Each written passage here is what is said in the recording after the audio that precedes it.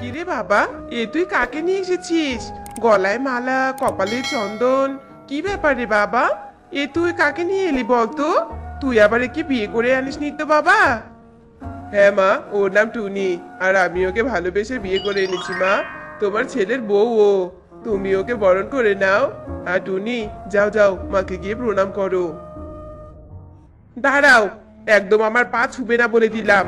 শোনতো না, তুই যেহেতু একাই বিয়ে করেছিস, সেহেতু এখন তো আর আমার দরকার নেই তোর, তাই না? তাই এই মেয়েকে আমি কিছুতেও বৌমা হিসেবে মেনে নিব না। মা, তুমি এমনটা বলবে না মা। আমার কথা একবারটি শোনো, লক্ষ্মী মা আমার। আমি আসলে তোমাকে অনেকবার বলতে চেয়েছি মা, কিন্তু বলতে পারিনি। মা, টুনি অনেক ভালো। আমি জানি মা, তুমি টুনির সাথে কিছুতেই রেগে থাকতে পারবে না। থাকতো না, যে মেয়ের বংশ পরিচয় কিছুই আমি জানি না, তাকে আমার মানার প্রশ্নই আসে না। আমি মানি না তোর এই বিয়ে।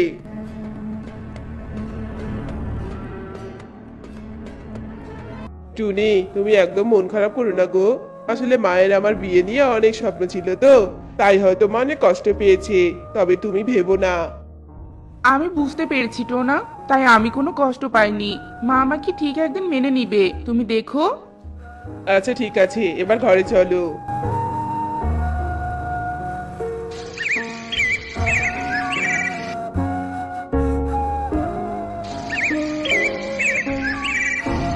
বাবা গো বাবা, আজ ঘুম ভাঙতে যে এত দেরি হয়ে গেল। এখন আমাকে তাড়াতাড়ি রান্না বান্না শেষ করে নিতে হবে। এ কি, রান্নাঘরে থালা বাসনের শব্দ হচ্ছে কেন? কে রান্নাঘরে? গিয়ে দেখি তো একবার। এ কি, এই মেয়ে, তোমার সাহস কি করে হলো হ্যাঁ? আমার সাজানো গোছানো রান্নাঘরে এসে হাত দেয়ার? একদম হাত ভেঙে দিব কিন্তু আমি তোমার। মা, আপনি আমাকে এভাবে বলছেন কেন মা? আপনার তো বয়স হয়ে গেছে, তাই আমি বরং রান্না করি, আপনি বিশ্রাম করুন। এই চুপ, একদম আমার মন গলানোর চেষ্টা করবে না এই বলে দিলাম। এটা আমার সংসার, আর আমি তোমাকে এই কিছুতেই হাত দিতে দিব না কোনো কিছুতে। কি হয়েছে মা? ঘর থেকে তোমার চিৎকার চেঁচামেচি শুনে এখানে এলাম। তুমি টুনিকে ওইভাবে বকাবকি করছো কেন বলো তো? বকাঝকা করবো না মানে? ওর সাহস কি করে হয় হ্যাঁ, আমার রান্নাঘরে এসে রান্না করার? আর ওর হাতের বানানো খাবার কে খাবে শুনি? মা, টুনির বাবা মা কেউ নেই। ওর তোমাকে নিয়ে অনেক স্বপ্ন। এত কষ্ট করে রান্না করেছে, আর তুমি এভাবে বলছো মা? বাবা, খুব তো দেখছি বইয়ের হয়ে সাফাই গাইছিস। শোন, আমার কাছে ওসব কথা বলে কিচ্ছু হবে না।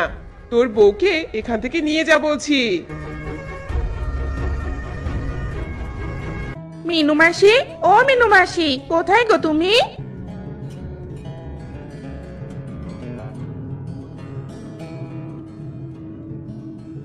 আরে সুখী তোরা, আয় আয় ঘরে বস। আসলে মাসি, শুনলাম টোনা দাদা নাকি বিয়ে করেছে, তাই নতুন বউ দেখতে চলে এলাম গো। তো কোথায় তোমার নতুন বউ গো মাসি? আর বলিস না রে, ওকে আমি ছেলের বউ মানলে তো? ওই যে দাঁড়িয়ে আছে দেখছিস না, ওটাই হলো টোনার বউ। আরে আরে, এই হলো টোনা দাদার রুচি। আমি তো ভেবেছিলাম কোনো অপরূপা সুন্দরীকে টোনা দাদা বিয়ে করে নিয়ে এসেছে। সত্যি মিনু মাসি, আমরা এখন বুঝলাম কেন তুমি মেনে নাওনি এই মেয়েকে। আর বলিস না রে মা, মাঝে মাঝে মনে হয় ঘর ধাক্কা দিয়ে বের করে দেই এই বাড়ি থেকে। ঠিক বলেছো মাসি, এবার তবে আমরা আসি গো মাসি। দেখছিস মুখ পুরি, দেখছিস তোর জন্য আমার কত কথা শুনতে হলো। আমার হয়েছে পোড়া কপাল। এসব বলে মিনু ঘরে চলে যায়, আর টুনি ভীষণ কষ্ট পায় আর কাঁদতে থাকে। এভাবেই দিন কাটতে থাকে। দেখতে দেখতে টুনিও গর্ভবতী হয়। এতে টোনা খুশি হলেও মিনু কিছুতেই খুশি হয় না। একদিন, একি সর্বনাশ! হায় হায় রে! এই মুখ পুরি, এই দিলি তো আমার এত স্বাদের গ্লাসটা ভেঙে রে! হায় হায় রে! হায় হায়! এটা আমার দাদা বিদেশ থেকে এনে আমাকে দিয়েছিল। দিলি তো তুই দাদার স্মৃতিটা নষ্ট করে। তোকে তো আমি। আহ, মা!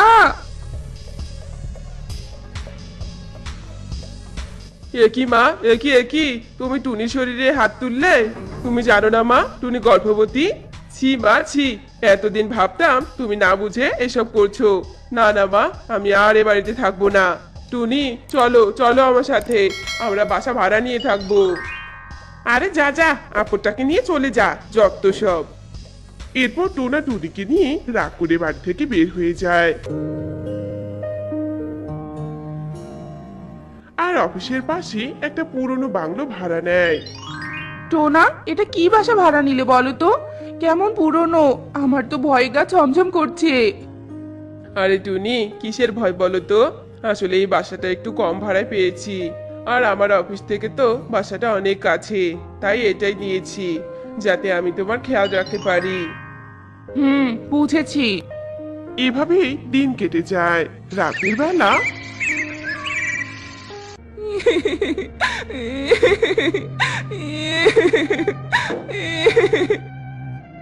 আরে আরে, এভাবে কে কান্না করছে? কেমন ভুতুরে ভুতুরে কণ্ঠ। এই বাড়িতে কোনো ভূত নেই তো আবার? টোনা, এই টোনা, দেখো দেখো, কে যেন কান্না করছে। টোনা, উফ টুনি, তুমি কি পাগল হয়ে গেছো নাকি? হ্যাঁ, এত রাতে কে আবার কান্না করবে? আমি আর তুমি ছাড়া তো কেউ নেই এ বাড়িতে, তাই না? আরে কোথায় কোথায়, আমি তো কারো কান্নার আওয়াজ শুনতে পাচ্ছি না। ঘুমাও তো টুনি, আমার বড্ড ঘুম পেয়েছে। আমি সত্যি বলছি টোনা, আমি এতক্ষণ কান্নার শব্দ শুনেছি। উফ, ঘুমাও তো। এরপর প্রতিদিন টুনি ভয় পেত। একদিন রাতে টোনা টুনি যখন ঘুমিয়েছিল, এমন সময় ওরা একটা ডানা কাটা পেতনির হাসির আওয়াজ শুনতে পায়, আর ভীষণ ভয় পেয়ে যায়। কিরে, খুবই বাড়িতে ভাড়া এসে শান্তিতে আছিস তাই না? কিন্তু আমি তো শান্তিতে থাকতে দিব না। আমি কোনো মেয়ে পাখিকে ডানা নিয়ে থাকতে দিব না। এ হে হে হে হে হে। এ কি পেতনি, তুমি এসব কি কি কি কি কি বলছো?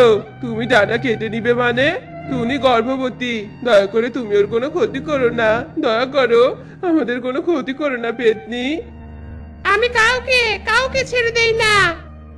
এরপর পেতনি জাদু করে একটা ছুরি প্রকট করে, আর গর্ভবতী টুনির দুটো ডানা কেটে নেয়, আর জোরে জোরে হাসতে থাকে। টুনি, তুমি একদম কষ্ট পেও না টুনি, আমি থাকতে তোমার কিছু হবে না, আমি এক্ষুনি তোমাকে হাসপাতালে নিয়ে যাচ্ছি। এরপর টোনা টুনিকে হাসপাতালে নিয়ে যায়, আর ডাক্তার টুনির দুটো ডানা ব্যান্ডেজ করে দেয়। টোনা, তোমাকে আমি বলেছিলাম যে আমি কারো কান্নার আওয়াজ শুনতে পাই, পেতনি আছে ওই বাড়িতে, কিন্তু তুমি আমার কথা বিশ্বাস করোনি। দেখলে তো এবার আমার কি হলো। আমি আর ওই বাড়িতে যাব না টোনা। হ্যাঁ টুনি, আমি বুঝতে পেরেছি, সব আমার দোষ। কিন্তু টুনি, আমি একটা বিষয় কিছুতেই বুঝতে পারছি না, ওই পেতনি তো আমাদের খেয়ে ফেলতে পারতো, তাই না? আবার আমারও ক্ষতি করতে পারতো, কিন্তু তা না করে তোমার ডানা দুটো কেটে নিল কেন শুধু?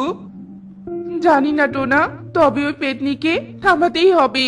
আমি চাই না আর কোনো মেয়ে পাখি তাদের ডানা হারাক।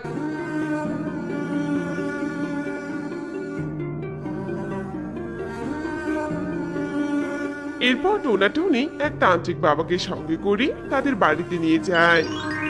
কোথায় কোথায় গেলি পেতনি? আয় এদিকে আয় বলছি, আয়। এই শয়তান তান্ত্রিক, তুই কেন আমাকে ডাকছিস বল তো? বল, তুই কেন পাখিদের ডানা কেটে নিচ্ছিস, বল। শুনবি? তবে শোন। এই বাংলোতে আমি আমার শ্বশুর বাড়ির সবার সাথে ভাড়া থাকতাম, কিন্তু আমার শাশুড়ি ছিল খুবই অত্যাচারী, আমাকে খুব কষ্ট দিত, অত্যাচার করত। একদিন আমাকে আমার শাশুড়ি খাবার চুরি করার দায়ে আমার ডানা দুটো কেটে নেয়, আর আমি রক্তক্ষরণে মারা যাই। তাই আমি প্রতিজ্ঞা করেছি, যে পাখি ভাড়া থাকবে এই বাংলোতে তারে আমি ডানা কেটে নিব। মূর্খ তুই, একজনের অন্যায়ের সাজা সবাইকে দিচ্ছিস? একবার ভেবে দেখেছিস এসব পাখিরা কেন সাজা পাবে? আরে তাই তো, আমি ভুল করেছি টনি। আমি তো আর তোমার ডানা ঠিক করে দিতে পারবো না, তবে আমি কথা দিচ্ছি আমি আর এমন অন্যায় কাজ করব না। চলে গেলাম আমি। এরপর পেতনি চলে যায়। এদিকে মিনুটুন টুনি তাদের বাড়িতে আসে আর সবটা শুনে। কষ্ট পেও না মা টুনি, আসলে সবকিছু আমার দোষ। আমি অত্যাচার না করলে তোমরা তো আর এই বাড়িতে আসতে না। আসলে তোমরা চলে আসার পর আমি অনেক একা একা বোধ করেছি, তাই তোমাদের নিতে এসেছি আমি। বাবা টোনা, বৌমাকে নিয়ে বাড়ি চল বাবা। মা টুনি, তোমার ডানা নেই তো কি হয়েছে, আমি তোমাকে সাহায্য করব মা। চলো বৌমা চলো। মিনুর কথা শুনে টুনি খুশিতে একেবারে কেঁদে দেয়।